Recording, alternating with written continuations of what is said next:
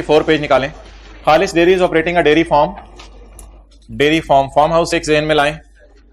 It owns biological asset consisting of 40 buffaloes which produce milk. शुक्र है हमने समझा था अंडे देती हैं, अल्लाह का शुक्र है इसने बता दिया विच प्रोड्यूस मिल्क हैं। बेबीज भी देती हैं, देती होंगी। Being raise to produce milk, और फिर बेबीज को भी बड़ा किया जाता है मिल्क के लिए। मिल्क होना है हमने। Following is a trial balance of a milk year as 1 July 2016। Khalis dairy, ये ओपनिंग ट्रायल बैलेंस है। साल के शुरू में कुछ जानवर मैच्योर हो गए हुए हैं और कुछ बेचारे अभी रोटी को चोची कहते हैं। 1149 11,50,000 के जानवर है तकरीबन। पीपीई है। पीपीई क्या होगा? नहीं, बियर प्लांट कोई होंगे तो वो सवाल में अलग बताया करेगा। पीपीई कोई होगा कोई जानवरों के बांधने के लिए कोई अस्तबल बनाए होंगे या कुछ इस किस्म की चीजें, लैंड बिल्डिंग, ये सारी चीजें। Cash and bank, share capital, retained earnings. Following transactions occur during the year ended 30 June 2017। चलिए ये एंट्री बता दें। कंपनी प्रोड्यूस्ड या अल्लाह gave 47450 litre of with a fair value of the cost to sell of milk was 474,500। चलिए जी, milking की entries बता दें कितनी होती हैं। 2। नंबर 1 पहले मिल्क निकालने की, फिर 1 सेकंड बाद वाली। शुरू करें।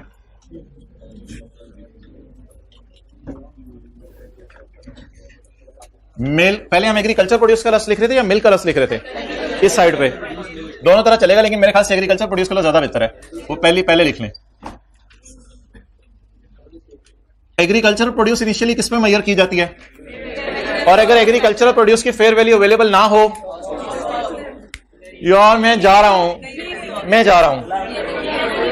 भाईजान, आपको बताया था एग्रीकल्चरल प्रोड्यूस के बारे में स्टैंडर्ड कहता है। अब मुझे भी बता लेने दें। एग्रीकल्चर प्रोड्यूस के बारे में स्टैंडर्ड कहता है मैं मान ही नहीं सकता कि इसकी फेयर वैल्यू अवेलेबल ना हो, इसलिए बाय डिफॉल्ट इसकी फेयर वैल्यू हमेशा अवेलेबल। ये 5 सफों को घर जाके आपने चाटना है 4-5 दफा चाटना है। अब बोंगियां मार रहे हैं बैठ के इधर। क्या भाई? पढ़ना नहीं, डंडे निकाल रहा है जी। फेयर वैल्यू बताएं, क्वांटिटी बताएं। 47 इंटू रुपीज 70। कायदे आजम के जमाने का दूध है 70 रुपए। आप लोगों को भी इतना ही मिल रहा है माइनस कॉस्ट टू सेल 474। भैया बहुत ही खालिस ले रहे हो, क्लास के बाद मिलना 170। कहां से ले रहे हो? 474 ये ओवरऑल दी हुई है या पर लीटर? पर लीटर, यानी 1 लीटर बेचने के लिए 4,74,000 खर्चना पड़ेगा। ये कहां के? ये 3036 में पहुंचे हुए हैं लोग।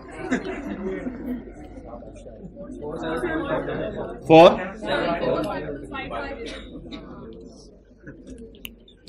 मैं सच्ची बताऊं, आप इस वक्त बस ये देख रहे हो कि ये लोग करवा कर रहे हैं। सच्ची बताऊं, you should be mentally here. चलें जी, fair value minus cost to sell बता दें। 2847 बस ठीक है, 2847 कर दें। रुपीज इन 1000 ऊपर लिख लीजिएगा। इस एंट्री पर इक्तफा करें या एक और एंट्री साथ कर दें? एक और एंट्री साथ कर दें। दूध को उल्टा दें IS2 में। बिस्मिल्लाह पढ़ के बाल्टी को उल्टा दें IS2 में। Inventory milk debit agricultural produce credit 2847। Next, बस अब साथ वालों के दांत अंदर करो, आगे चलते हैं। As the milk is produced, जैसे जैसे मिल्क बाहर निकल रहा है वैसे वैसे ये बिक भी रहा है। फॉर कैश, यानी मिल्क बेचते हैं और पैसे भी ले लेते हैं। क्या मिल्क पूरे साल का एक दफा स्टोर करके एंड पे बेचेंगे या साथ साथ?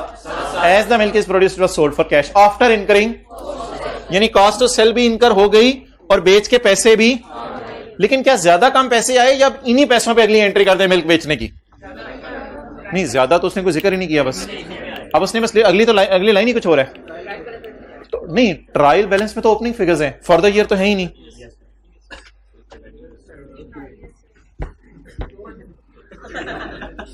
ये फॉर द ईयर ट्रायल है कि जिसमें फिगर सेल की अवेलेबल है। आप फील करें ट्रायल बैलेंस में सिर्फ एसेट्स और लायबिलिटीज हैं। मैं कराता हूं एसेट इक्विटी। तो इसका मतलब है ये पिछले साल का क्लोजिंग ट्रायल है। इसको ना पिछले साल की बैलेंस शीट भी कहते हैं। पिछले साल की ये बैलेंस शीट होगी ना, तो इस साल उसने उठा के दे दिया। तो इंशाल्लाह इसको अभी मैं देखता हूं कैसे लेके चल रहे हैं, बट दूध की सेल अलग से अवेलेबल नहीं है। अब मैं क्या एज्यूम करूं, दूध कितने का बिका और क्या कॉस्ट टू सेल हुई होगी, वही फिगर्स। तो 70 रुपए का ही बिका होगा या फिर 72-73 रुपए का बिका होगा। अच्छा, दूध बेचने की कितनी एंट्रीज कर लूं, 2 एंट्रीज कर लें कल वाली। कैश डेबिट सेल क्रेडिट, और सेल उसी के ऊपर, बस कैश उतना ही आया आफ्टर कॉस्ट टू सेल करके 2847, और cost of sale debit inventory credit. अब इन्वेंट्री उसी पे पड़ी हुई है, किस पे पड़ी हुई है, कल तो बताया था ना दूध अलग से कितने का बिका, आज नहीं बता रहा।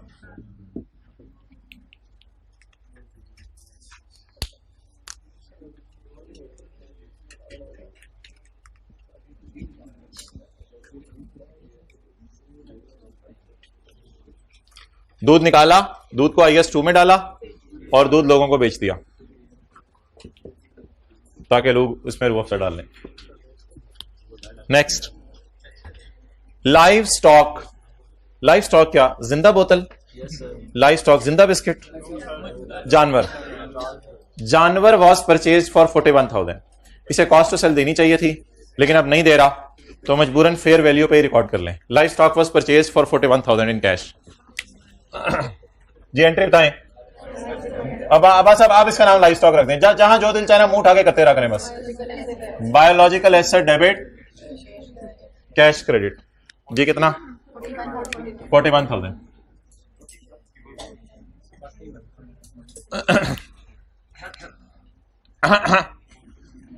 Why are you doing it? Are you teaching the class or are you being taught by someone? On 2 जुलाई 2016, भाई आप खड़े हो, रेड शर्ट खड़े हो जाओ। अच्छा, 2 जुलाई 2016, ऊपर वाला बटन बंद करो।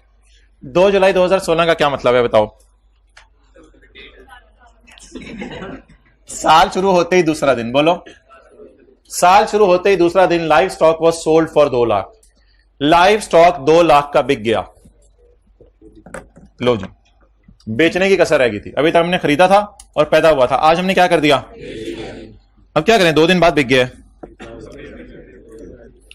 वैसे पड़ा कितने का हुआ था हमारे पास साल के शुरू में? 1149,000 का पड़ा हुआ था। इसमें से कितना बेच दिया?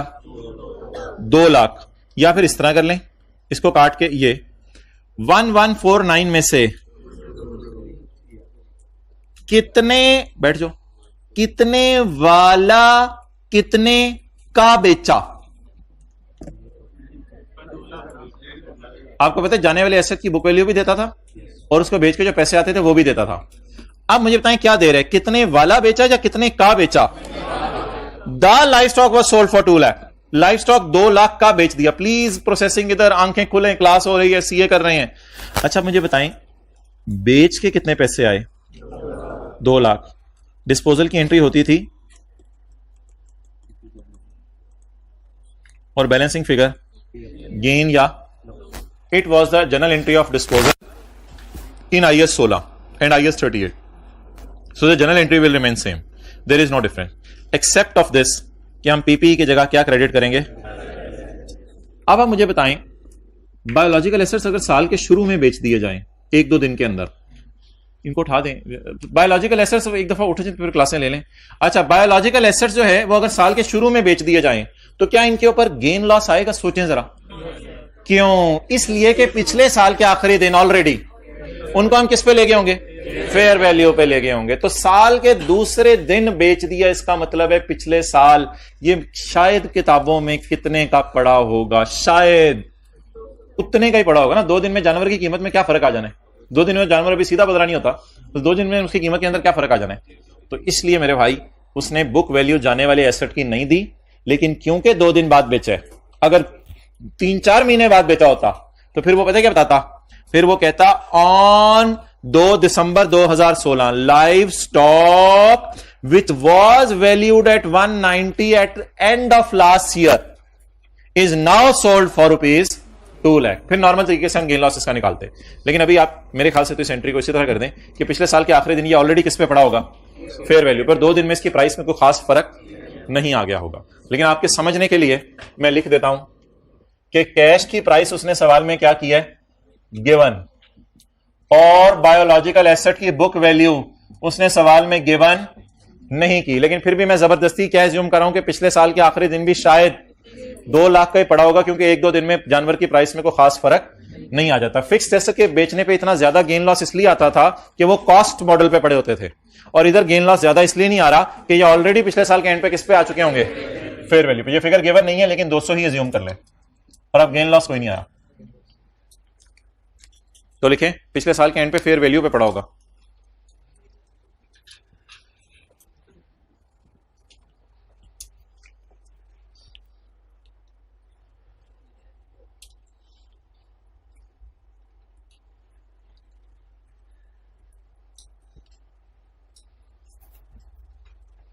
Okay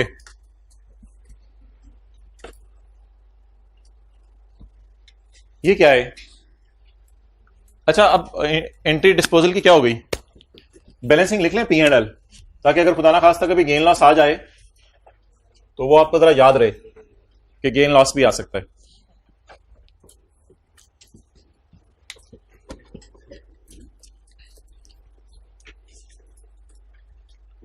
Gain on change in fair value less cost to sell of livestock due to physical change, and gain on change in fair value less cost to sell of livestock due to price change. ये कौन सा gain है? अब ये कौन सा gain है? ये जो साल के शुरू में जानवर पड़े हुए हैं ना 1149 वाले, तो इन 1149 वालों में इतना फिजिकल चेंज आ गया और इतना प्राइस चेंज आ गया, तो ये ईयर एंड वाला गेन लॉस है। हो सकता है इसमें परचेज वाले भी कुछ हों, परचेज वाले भी होंगे, वो भी मोटे महंगे हो गए होंगे। तो इसकी एंट्री तो कल बता दी थी, बता दें क्या करनी है इसकी entry. Biological asset debit, cash credit नहीं, खरीदे तो नहीं, ये तो बैठे बैठे मोटे हो गए या महंगे हो गए। तो बायोलॉजिकल एसेट डेबिट इकट्ठी करनी, इकट्ठी कर दें, अलग अलग करनी, अलग अलग कर दें, एंट्री इकट्ठी कर लें। Biological asset debit P&L credit 27 45 70 मारने कौन बोला था गलत फिगर? 72 मल्टीप्लाई हो गया था 27,045। आप मुझे नजर नहीं आ रहे थे, आपने लाइट कलर के कपड़े पहने होते हैं अक्सर, आज डार्क के पहने थे, इसलिए नजर नहीं आ रहे थे मुझे। अच्छा जी, पॉइंट 8 वो कह रहे सर मुझे भी नोट करते होंगे इस तरह। तो इधर देख, dairy farm supplies were purchase for 2,95,000 which were fully consumed during the year. जी मोहतरम, अच्छा पहले मुझे ये बताएं, अगर फुल्ली कंज्यूम ना होती, डेयरी फार्म सप्लाईज लिख लें, चारा कभी कभी देखा है, कभी गलती से खाया है बकरे के साथ साग। Dairy farm supplies were purchase during the year which were fully consumed during the year. तो अब बता दें क्या एंट्री कर दें, इसकी पूरी इस्तेमाल हो गई है या बचा रह गया चारा? एक्सपेंस में डाल दें। इंशाल्लाह हम एक सवाल करेंगे जिसमें चारे में से थोड़ा सा चारा भैंसे कहेंगी नहीं, अगले साल इंशाल्लाह खाएंगे, अभी नहीं, फिर हम देखेंगे। लेकिन जी उसको हाँ। तो अब आप मुझे ये बताएं, इसको पूरे को कहां डाल दें? एक्सपेंस में डाल दें। मैं चारा एक्सपेंस की एंट्री करता हूं, आपने बताने कैसे खाते हैं जानवर। आवाज निकालें यार, कोई ड्रामेबाज नहीं इस क्लास में, सारे इतने प्रोफेशनल्स आके बैठे हैं, पढ़ाने को भी दिल नहीं करता। कोई आवाज निकालें, 2-4 लोग जरा, कैसे जानवर चारा खाता है? करें कोई फायदा नहीं, इतने ज्यादा प्रोफेशनल ना बने जिंदगी में। तो आपके बच्चे बहुत संजीदा होंगे, फिर आप उनको हंसाएंगे ही नहीं किसी बात पे। आप तो उनको ये भी नहीं बता सकेंगे कि माओ बिल्ली कैसे बोलती है। ये भाईजान आपके इलाके की माओ बिल्ली है, हमारी वाली ऐसा नहीं बोलती। Depreciation on PP 84। बस दुआ कीजिएगा अल्लाह आपको नेक औलाद दे। दूर की सोच रहा है कोई नेक औलाद। कभी दुआ मांगते हो ना अल्लाह मेरे जैसी दे, तो फिर बंदा फिर तो अल्लाह ना ही, वैसे मेरे जैसी तो अपने आप को ही सही कर लें, उसको अपनी मिसाल ही नहीं दे सकेंगे,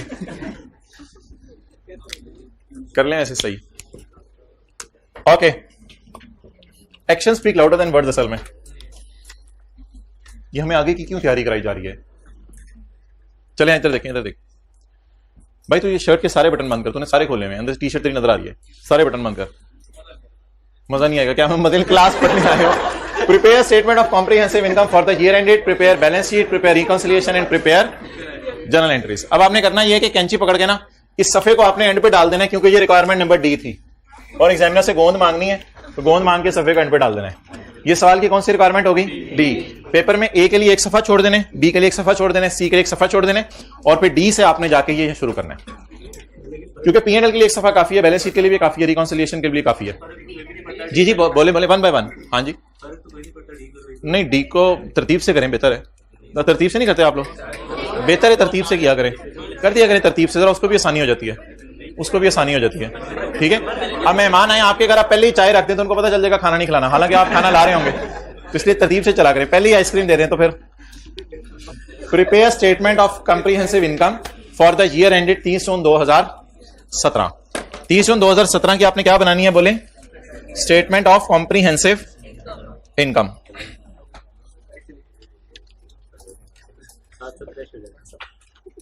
नहीं साथ साथ फ्रेश नहीं हो रहा, मैं वो एक डायग्राम देख रहा हूं, अगर मिल जाए भी तो। आप लोग पी एंड एल के फिगर्स देखने का क्या नहीं है? कैमरा उधर करो।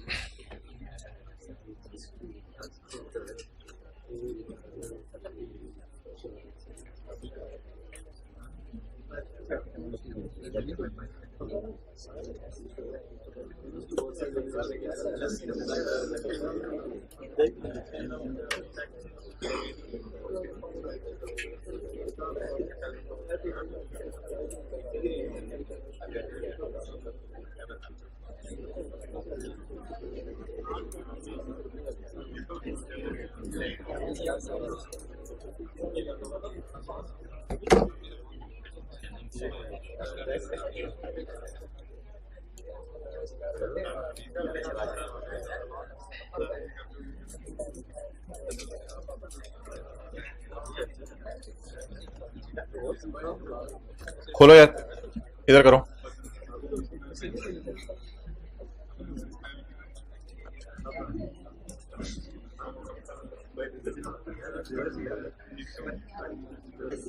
ये कुछ नजर आ रहा है आपको? थोड़ा थोड़ा चले, मैं पढ़ता हूं, नजर नहीं आ रहा तो कोई मसला नहीं। ये ना एक स्टैंडर्ड फॉर्मेट है, स्टैंडर्ड में दिया हुआ है, income statement would be like this, यानी profit and loss dairy farm वालों का कुछ इस तरह का बनेगा। अभी हम बना लेते हैं। क्या क्या आएगा उसमें? Revenue, sale of cattle, candle नहीं कैटल, रेवेन्यू सेल ऑफ ढांचा carcasses, fair value gain.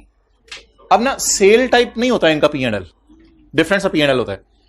Fair value gain on initial recognition या fair value loss on initial recognition. और देखें आप पी एंड एल बन रहा है शुरू से नेगेटिव फिगर टाइप शुरू हो रहा है, यानी पी एंड एल ऐसे नेगेटिव फिगर से शुरू हो रहा है। Fair value loss, fair value gain on initial recognition of inventories, initial recognition of biological asset, initial recognition of inventories, लेकिन हम इसको एग्रीकल्चर प्रोड्यूस कहते हैं, इन्वेंट्री का लफ्ज़ तो हमें अच्छा नहीं लगेगा। तो ये एग्रीकल्चर प्रोड्यूस हो गई और ये बायोलॉजिकल एसेट हो गए जो पैदा हुए हैं या नए खरीदे हैं, और ये होगी agricultural produce. Fair value gain on remeasurement of biological asset का मतलब बताएं। फेयर वैल्यू गेन, अच्छा चले मुझे बताएं, fair value gain on remeasurement कहां आ रहा है? Fair value gain on remeasurement 27 और 45। फिजिकल और प्राइस चेंज का क्या मतलब है? मोटे और महंगे हो गए ना, रीमेजरमेंट ईयर एंड के ऊपर, ये fair value gain on remeasurement है। इसके बाद fair value gain on initial recognition of biological assets, ये वो दोबारा लिख रहा है, ये क्रेडिट का लफ्ज़ इसने लिखा है, ये शायद गेन लिख रहा हो, यहां लॉस लिख रहा हो। उसके बाद सेलिंग एक्सपेंसेस और बाकी खर्चे आ रहे हैं। तो चलें जी, let's start. P and L बनाएं, हमें सवाल में आने की जरूरत नहीं, यहां से शुरू कर देते हैं। लफ्ज वही वाले जरा उठा लेते हैं ताकि आप भी इस लफ्ज को यूज कर लें। पहले तो हमारा मिल्क निकला है ना, तो मिल्क के लिए लफ्ज ढूंढ लें। Fair value gain on initial recognition of agricultural produce लिख देते हैं। चलें, क्या बनने लगे? Profit and loss. Fair value gain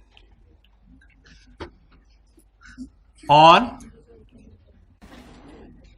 initial recognition of agricultural produce. चलें जी, बताएं क्या फिगर आएगी? 2847।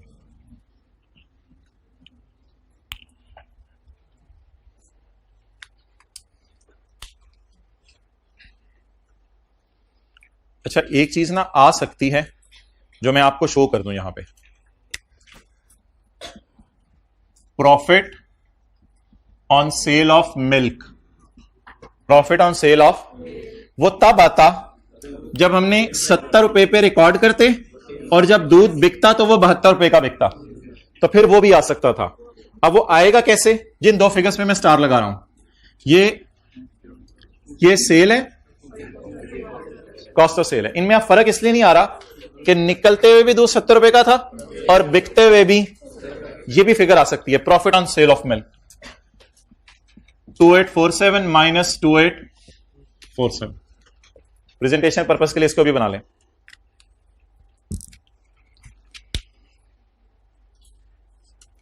अच्छा, एक और भी गेन लॉस आ सकता था जो हमारे सवाल के अंदर नहीं आया। Fair value gain on initial recognition of biological asset. आपको पता है खरीदते ही गेन लॉस आ जाता है। कल भैंसे खरीदी थी 750 गाय, खरीदते ही गेन लॉस आ गया था, तो इस एंट्री से भी गेन लॉस आ सकता है।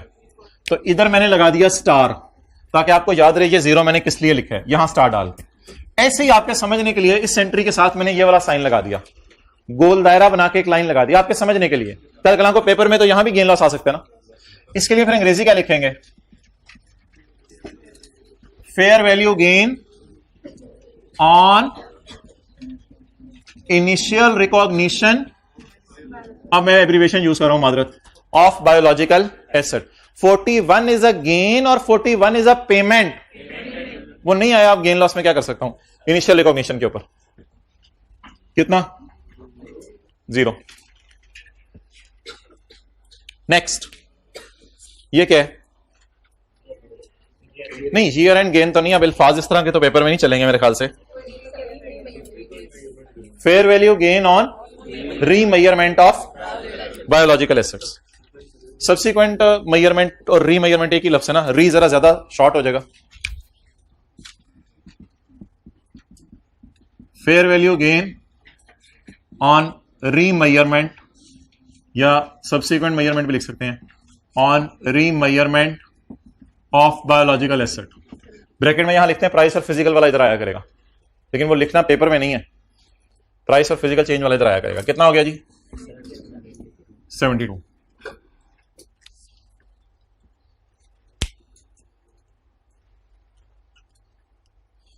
नेक्स्ट, एक्सपेंसेस और डेप्रिसिएशन, बस इनको माइनस कर दें। फार्म हाउस सप्लाईज थी, फार्म हाउस सप्लाईज कितनी? और डेप्रिसिएशन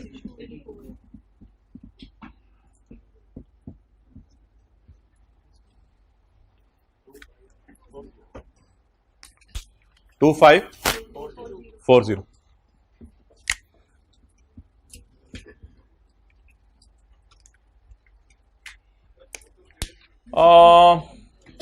इसी पे मैं सोच रहा था कि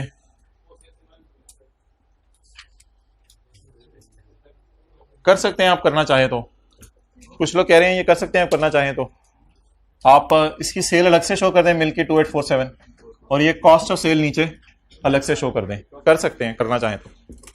अच्छा, मैं एक दो जगह देख लेता हूं, करनी है तो आपको बता दूंगा। समझ आ गई ना? ये profit on sale of milk है ना, तो सेल और कॉस्ट ऑफ सेल अलग से शो कर दें। अच्छा, अब मैं 1-2 मिनट दे रहा हूं आपको, अभी मैं आगे मूव नहीं करा।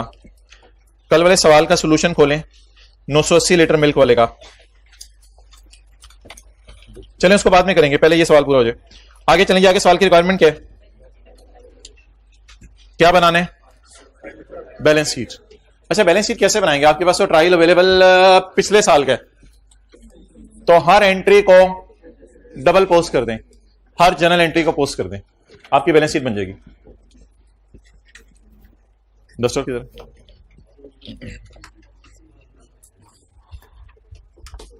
ठीक है, मिल गया।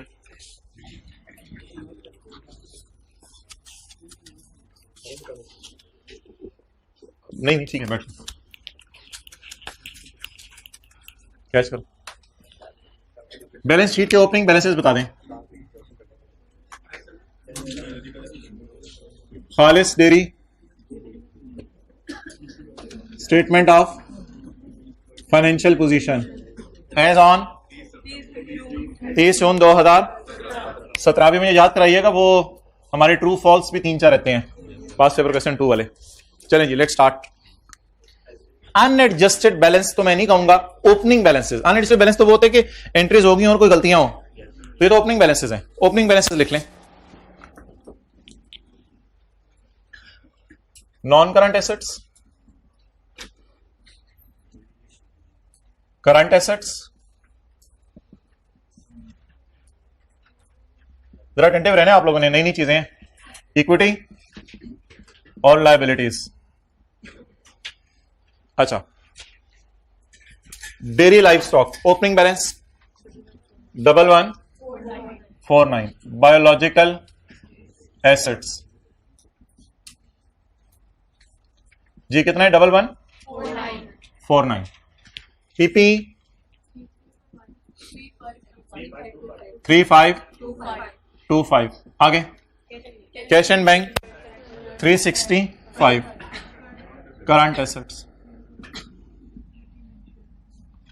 Cash and bank 365। Opening cash ही रहेगा या कैश में इस साल मूवमेंट आएगी?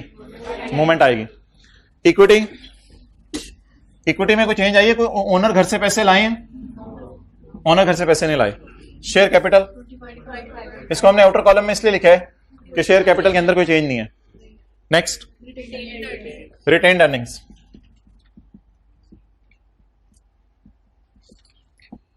रिटेन्ड अर्निंग्स, इसका तरीका होता है brought down plus profit for the year, dividend अभी छोड़ें, is equal to closing. Brought down plus profit for the year. Brought down retained earning बताएं। 25। रिटेन्ड अर्निंग का मतलब है बिजनेस ने पिछले सारे सालों में कितना कमाया, फिर इस साल की कमाई ऐड कर देंगे तो क्लोजिंग रिटेन्ड अर्निंग आ जाएंगे। अब डबल एंट्रीज पोस्ट करना शुरू कर दें।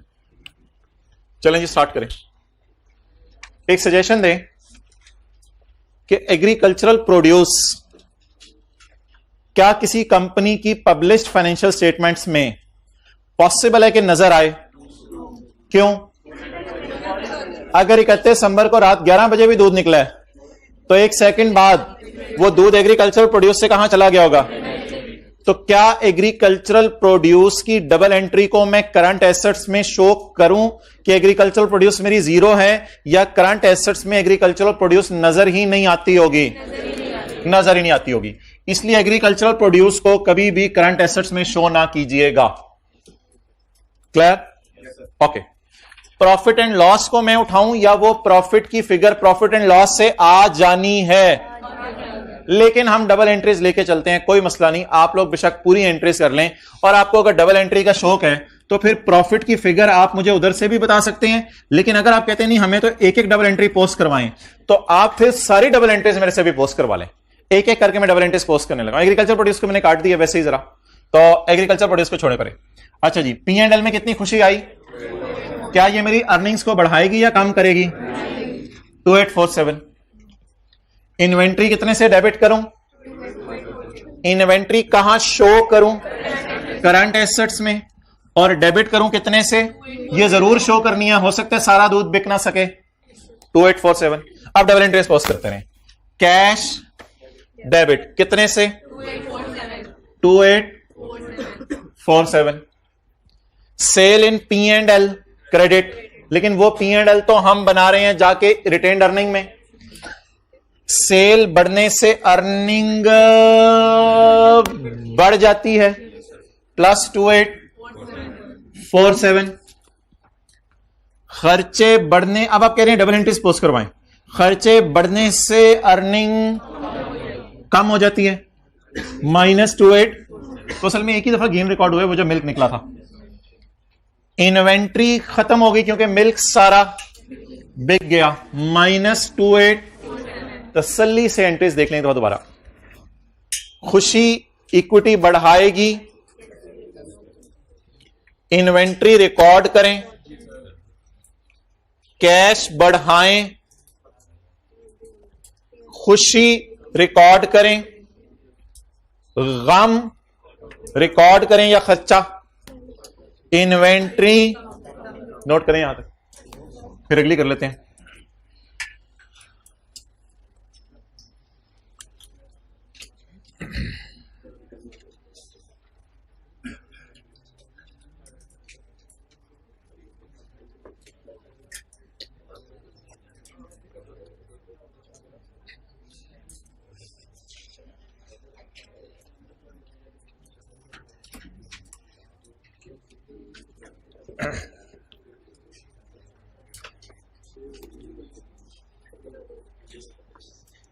भाई वो अब्दुल्ला को बुला दें जरा। जी जी, जब डिस्पोजल होगा तो P&L में, हाँ गेन ऑन डिस्पोजल, हाँ जी यहां तक लिख लें। बैलेंस शीट बन रही है ना, बैलेंस शीट में डायरेक्ट डबल एंट्रीज पोस्ट हो रही हैं। नेक्स्ट जी, बायोलॉजिकल एसेट डेबिट करें जी। Biological asset debit, cash credit, cash debit 200, biological asset credit 200। ये मेरे ख्याल से जानवर खरीदे हैं और इतने वाले बिक गए हैं। बायोलॉजिकल एसेट डेबिट इधर आए 72, और P&L कितने से 72।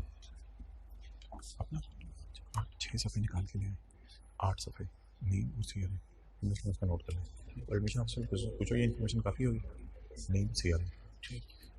6 सफे निकाल के लिए 8 सफे निकाल के लिए जल्दी हो जाएंगे बांटेंगे planning. Okay, biological asset debit और P&L क्रेडिट। नेक्स्ट, खर्चा डेबिट -295, खर्चा डेबिट और कैश।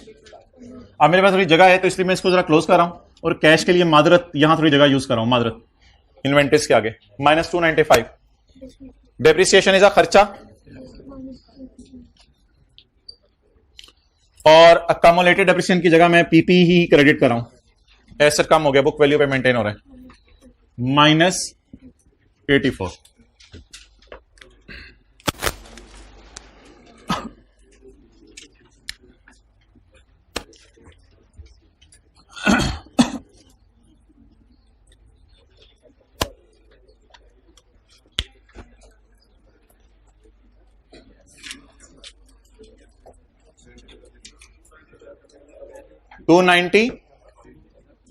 $295 खर्चा डेबिट, कैश क्रेडिट -295। चलें जी टोटल्स कर दें। 1062 3441 -41 जमा 200 माइनस, हाँ जी 3076, ग्रैंड टोटल 7579। जी रिटेन्ड अर्निंग्स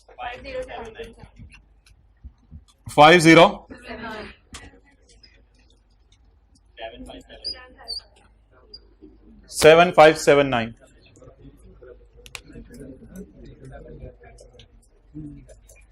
भाई दीवार पार बैलेंस शीट टैली कर गई, हाथ खड़ा कर दें, शुक्रिया। अच्छा, अब आप हजरात मुझे ये बताएं, वैसे ही for the sake of discussion तू मैं बंद करो भाई। ये तो ब्रॉड डाउन रिटेन्ड अर्निंग है। अगर मैं इन सबको नेट करूं बाकी को, तो ये इन सबको नेट करके वो फिगर और कहां से मिल सकती है? ये तो ब्रॉड डाउन रिटेन्ड अर्निंग है ना। तो +2847 +2847 -2847 +72 -295 -84 should be equal to 2540, and that is my profit for the year, not my Khalis Limited profit for the year. Okay. अब एक भाई ने पूछा था, ओहो उधर से जा रही है क्लास से, ये क्यों? क्लास तो अभी खत्म नहीं हुई, अभी ये टीए को आप बता के जाएं क्यों छुट्टी की जा रही है। अच्छा जी, अब आप हजरात मुझे बता दें, आखिरी बात उसने क्या मांगी है? रिकॉन्सिलिएशन। किस चीज की? सिर्फ। अच्छा मुझे ये बताएं, एक साहब ने अभी सवाल पूछा था कि अगर कभी पेपर में IS 41 का नोट बनाना आ जाए कि prepare note to the financial statement, जिसमें रिकॉन्सिलिएशन बनाए, तो वो यही रिकॉन्सिलिएशन होगी। अब रिकॉन्सिलिएशन आप मुझे बताएं, क्या मैं आपको रिकॉन्सिलिएशन एंट्रीज से दिखा दूं या यही जबानी बनवा दूं? यही जबानी बनवा दें। मैं फर्ज कर रहा हूं, मैं एक मफरूजा कायम कर रहा हूं कि सवाल के अंदर मुझे ये रिक्वायरमेंट्स नहीं दी हुई। तो क्या मैं एंट्रीज करके पॉइंट सी सॉल्व करूं या ऐसे ही कर लूं? किसके अंदर रिकॉन्सिलिएशन मांगी हुई है? बायोलॉजिकल एसेट्स के अंदर। मैं जो चीजें हाईलाइट कर रहा हूं मुझे बताते रहिएगा। इसको ओपनिंग में डाल दूं, आगे ढूंढें, एक्सेलेंट। इसको परचेज में डाल दूं, आगे ढूंढें। इसको डिस्पोजल में डाल दूं, आगे ढूंढें। इसको फिजिकल चेंज में डाल दूं, आगे ढूंढें इसको। और ये हमारी क्या बन गई? रिकॉन्सिलिएशन। ऐसा करते हैं, इन फिगर्स को खोली रखते हैं और रिकॉन्सिलिएशन यही बना लेते हैं जी। Requirement number C, reconciliation. Student ने बताया कि क्यों छुट्टी की जा रही है जाते हुए? आपको नहीं बताया? उस क्लास से एक स्टूडेंट की मुनासिब नहीं है। उस क्लास वाले हजरात जरा नोट कर लें, फिर मुझे जरा बताइएगा, अगली क्लास में मैं पूछूंगा। पूछगछ होती रहे तो जरा बच्चे अटेंटिव रहते हैं। ओपनिंग कितना आ गया जी? 1149। एक काम आपने करना है, जिस दिन साथ वाला ना आया ना, आपने अगले दिन जो है ना मुझे शिकायत लगानी है। ये अल्लाह आपको अगर तौफीक दे देना तो आप उसकी फ्यूचर के बनाने का जरिया बन सकते हैं। ओपनिंग कितना आ गया? 1149। I will really appreciate the शकैती टैटू इन क्लास। परचेज, आगे बोलें। डिस्पोजल में कैश लिखा करेंगे या जितने, बातें बाद में थोड़ी सी, डिस्पोजल में कैश लिखा करेंगे या जितने वाला बिका? तो अब सवाल में बताया तो नहीं था, हमने ज्यूम कर लिया 200 वाला बिका। Okay, next next next. P&L ना करें, बस लिखते हैं increase due to physical change and due to price change. कितना? 27, नहीं अलग अलग बता देना। 45।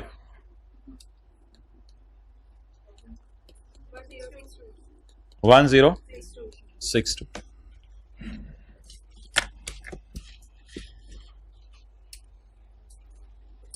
That is reconciliation.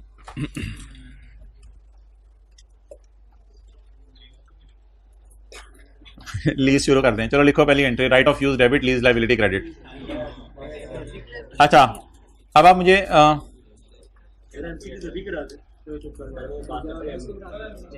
मैं जी मैंने ट्रू फॉल्स कराने हैं, मुझे पता है, और आपको इम्पेयरमेंट का मसला भी रहता है। ठीक है, क्लास के बाद ना। अच्छा, ट्रू फॉल्स। यार हद होगी, आई कैप ट्रू फॉल्स दे रहा है, हमारे जैसा सारे ही ट्रू लिखाता है। नहीं, फॉल्स में रीजन तो नहीं मांग रहा, पर इधर मैं अपने पेपर की बात कर रहा हूं, आप पता नहीं किस सब्जेक्ट की बात कर रहे हैं। R1 में उसने रीजन मांगी थी, सारे फॉल्स थे, कह के ना डराएं साथ वाले को। बाहर पेपर से बाहर निकल के किसी से ना मिला करें।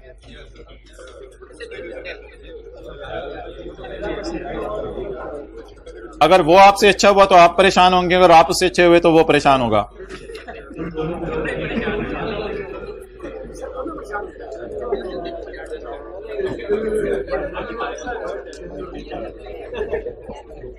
IS 41.2 IS 41 does not apply. एक बंदा उस क्लास में भी भेजें, टीए सफे देके, चार उधर 4 इधर। IS 41 does not apply on bearer plant. सरे तस्लीम खाम करें, ये बात उसने सही कर दी, ठीक है, नीचे नहीं मुंह मारना। IS 41 does not apply on bearer plant, आपको कभी नहीं मिलेगा, आप इधर देखते रहो, छोड़ दो आप। However it applies on produce growing on bearer plant. हाँ, एप्पल ट्री पे नहीं लगेगा, लेकिन एप्पल के लाल पन पे लगेगा। ट्रू। सर हमारे भी ऐसे ही होगा पेपर में कि पहला फॉल्स होगा, दूसरा ट्रू और अगला फॉल्स। अच्छा जी, पॉइंट नंबर 5, द गेन। वो गलती से 2021 वालों को खुश करने के लिए उसने दे दिए थे ट्रू फॉल्स, उसके बाद कभी नहीं दिया आज तक।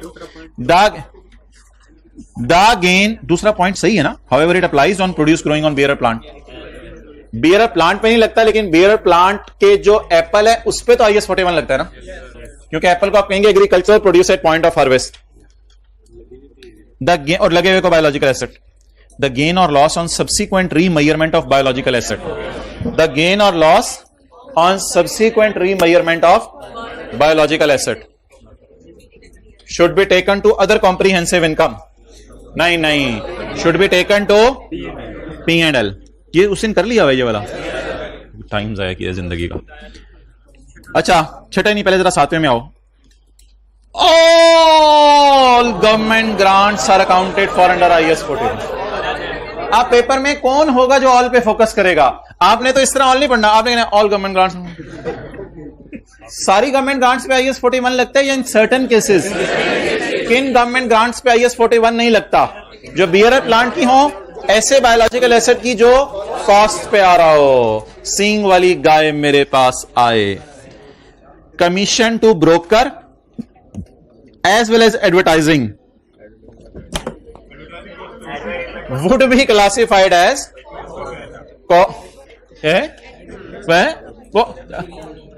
रशीद तू की कीता है? रशीद तूने ट्रू किया फॉल्स किया है? हदों की लुटो में जी है, पेपर में रशीद से पूछेंगे। जी बताएं भाई। अच्छा नकल ना मारा, नकल तो लग भी नहीं सकती है क्या पेपर में? लग जाती है क्या? मतलब यार हाथ हो गई। आपके साथ लड़का बैठा था, वो उसने रिकॉर्डिंग हो रही है, बाद में बताना मुझे। नहीं होती नकल, नहीं होती है। अच्छा जी प्लीज, पॉसिबल ही नहीं है। बाद में कैमरे में आपकी वीडियो आ जाएगी। और बताएं क्या करेंगे फिर? हाँ जी बोलें जी। कॉस्ट टू सेल में क्या आता है? Commission to broker, non refundable transfer taxes and levies to regulators. क्या मैं इनको कह सकता हूं कि ये जो है वो एडवर्टाइजमेंट भी है? नहीं। तो advertisement is not a cost to sell, बल्कि एडवर्टाइजमेंट जितनी भी बिजनेस की होती है वो सेलिंग कॉस्ट के अंदर आती है, ना कि इसकी कॉस्ट टू सेल में आएंगे। तो ये भी फॉल्स है। अच्छा ये मैं आपको एक डायग्राम दिखा रहा हूं, ये मैं आपको एक डायग्राम दिखा रहा हूं भाईजान। री हुई तो बदल जाएगा, री हुई तो बदल जाएगा। ये री नहीं है, ये क्या है? रॉ नहीं, रा। चलें शुरू करें, बिस्मिल्लाह। बकरा, मछली, छल्ली, छल्ला। ये कटी हुई लकड़ी पड़ी हुई है। अच्छा चलो लकड़ी पड़ी हुई है। और ये क्या है? सेब। एक डायग्राम ये होगी आपके सामने, एक डायग्राम ये होगी।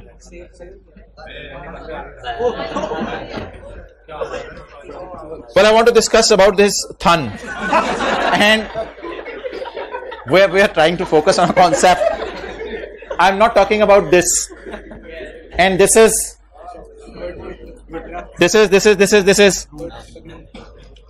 लकड़ी। अच्छा अब आप मुझे ये बताएं,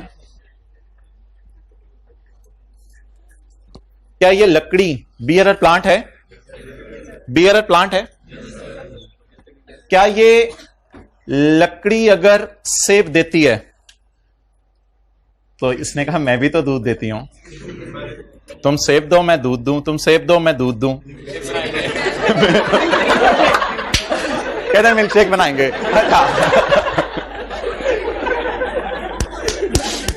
हंस हंस के लोटपोट हो जाए हाइब्रिड वाले। साथ वाले के कंधे पे सर रखें।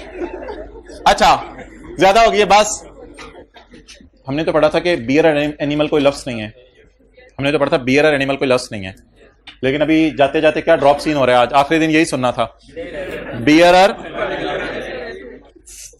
असल में ये बियरर प्लांट है। मैंने कहा था बियरर एनिमल कोई लफ्ज नहीं है, और मैं आज भी कायम हूं इस बात पे। बियरर एनिमल कोई लफ्ज नहीं है। क्यों? इसलिए कि इसमें 3 खासियतें हैं। ये हर साल प्रोड्यूस देता है, सॉरी ये प्रोड्यूस देने के लिए है, हर साल प्रोड्यूस देता है और स्क्रैप के तौर पे बिकता है। ये प्रोड्यूस देता है, हर साल देता है, स्क्रैप के तौर पे बिकता नहीं है। इसलिए ये बियरर प्लांट है और ये बियरर एनिमल नहीं है। लेकिन डिस्क्लोजर पर्पस के लिए आप यूजर्स को बता सकते हैं कि ये दोनों बियरर बायोलॉजिकल एसेट हैं। डिस्क्लोजर पर्पस के लिए आप यूजर को क्या बता सकते हैं? डिस्क्लोजर के लिए, अकाउंटिंग की बात नहीं कर रहा, डिस्क्लोज करने के लिए कि हमारे पास ये दोनों जो बायोलॉजिकल एसेट्स हैं, ये कौन से बायोलॉजिकल एसेट्स हैं? Bearer. Because bearer means they beer produce every year. Please please please कोई जल्दी नहीं, आराम से रिलैक्स, कुछ नहीं, 6-7 मिनट पढ़ें। इट इज बियरर एनिमल, लेकिन not for accounting purpose. Accounting नहीं इसकी IAS 16 में ले जानी। लेकिन can I call it just like दरख्त? बिकॉज दरख्त गिव मिल्क कर लो गल। दरख्त गिव सेब, ये सारी उल्टी हो जानी है आज सारी करें। अच्छा, दरख्त गिव सेब and this much give milk. Clear? Can we call it as bearer biological assets? मैंने कहा था आपको अगली बियरर बायोलॉजिकल एसेट्स, लेकिन only for disclosure purpose, but by cannot call it as bearer animal. Bearer animal का कोई तस्वुर नहीं है, but these both can be called as bearer biological assets. क्या चीज बोले बोले पूछे? हाँ, स्क्रैप सोल के तौर पे नहीं बिकेगी, मैं मान रहा हूं। इसीलिए मैं कह रहा हूं इसकी जो काउंटिंग करनी है वो आपने IS 41 में करनी है, बट यूजर को डिस्क्लोजर पर्पस के लिए आप बता सकते हैं कि ये बियरर प्लांट है और ये बियरर एनिमल नहीं है, ये बियरर, हाँ, बट इसकी काउंटिंग IS 41 में होगी। अच्छा, नेक्स्ट, और स्क्रैप सोल के तौर पे नहीं बिकेगी, अच्छी खासी प्राइस की बिकेगी। ये मुझे ये बताएं, ये कंज्यूमेबल बायोलॉजिकल एसेट्स हैं? कंज्यूमेबल, बकरा, अगर बकरी होती तो वो तो दूध दे रही होती, अगर री होती, रॉ री, अरबी की क्लास नहीं हो रही, री होती तो फिर इधर आती, वो क्या कर रही होती? दूध दे रही हो। अच्छा, मुझे बताएं क्या कंज्यूमेबल बायोलॉजिकल एसेट, ये नया लफ्ज़ है कंज्यूमेबल, यार ना बातें ना करना। बकरा किस पर्पस के लिए? सेल के लिए। बकरा किस पर्पस के लिए? ये बियर करता रहेगा, हर साल मिल्क देता रहेगा। बोले बोले ट्राई करें, ट्राई नो थन। तो बकरा हर साल मिल्क देता रहेगा? नहीं देगा ना। अच्छा, ये फिश है, क्या ये हर साल फिश कुछ, क्या चीज, क्या ये फिश हर साल कोई प्रोड्यूस, बच्चे तो पता नहीं कितने अर्से बाद दे, हमें नहीं पता होता, लेकिन ये क्या हर साल कोई अंडे देगी, किस टाइप की चीज देती है? क्या ये बियर करती है कोई चीज? जैसे दरख्त सेब देता है, बोलो बोलो, भैंस दूध देती है, ऐसे बकरा कुछ नहीं देता, मछली और बच्चा कभी दे दे वो अलग बात है, वो छोड़ें। अच्छा, और छल्ली का फल ये अपने अंदर ही पूरा का पूरा उतर जाएगा या कई साल देता रहेगा? पूरा का पूरा उतर जाएगा, पूरा पौधा ही उतर जाएगा। और इसको छोड़ें अभी। नेक्स्ट, इस दरख्त पे लगे हुए एप्पल, क्या ये आपने कंज्यूम कर लेने एप्पल, या ये एप्पल एप्पलियां देते रहेंगे? एप्पल तो एप्पलियां नहीं देंगे। तो थोड़ा सा जरा कोशिश कीजिएगा इस डायग्राम को देख के कंज्यूमेबल और बियरर को समझने की, लेकिन इंशाल्लाह हम डिस्कशन रिज्यूम करेंगे अगली क्लास में। वैसे ये डिस्कशन आई कि अपनी खास किताब में अपनी की नहीं हुई, कंज्यूमेबल और बियरर बायोलॉजिकल एसेट की। जरा तस्वीर खींच लें भाई, हाँ, रिकॉर्डिंग ऑफ करें जरा, उस क्लास में बैठे रहें। अब्दुल्ला उधर पहुंच चुके हैं, अब्दुल्ला हाथ खड़ा करें।